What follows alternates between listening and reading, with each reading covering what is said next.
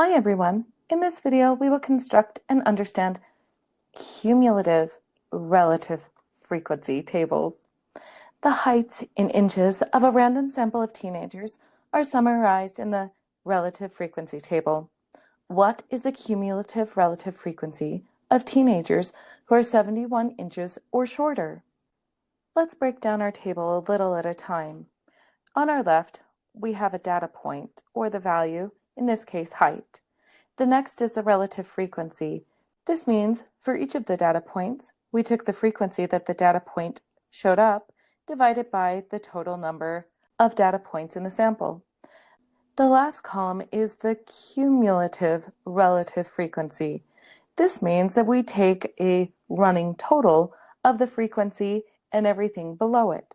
So the first one is the same because I didn't add anything to anything lower than that because it's the smallest that we have.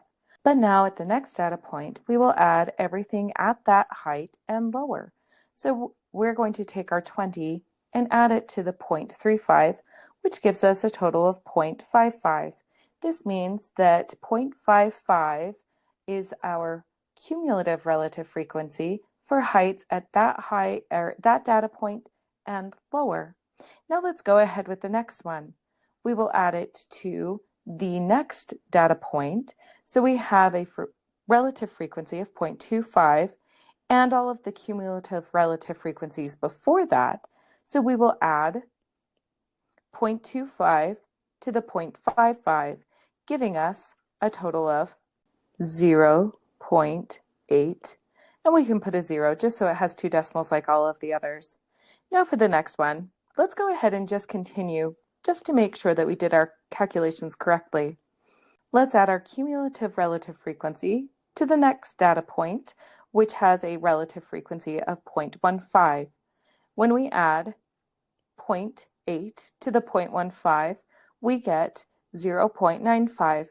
This matches, which means we did it correctly, and we can continue just to verify that 0.95 plus our 0.05 does give us a total of 1.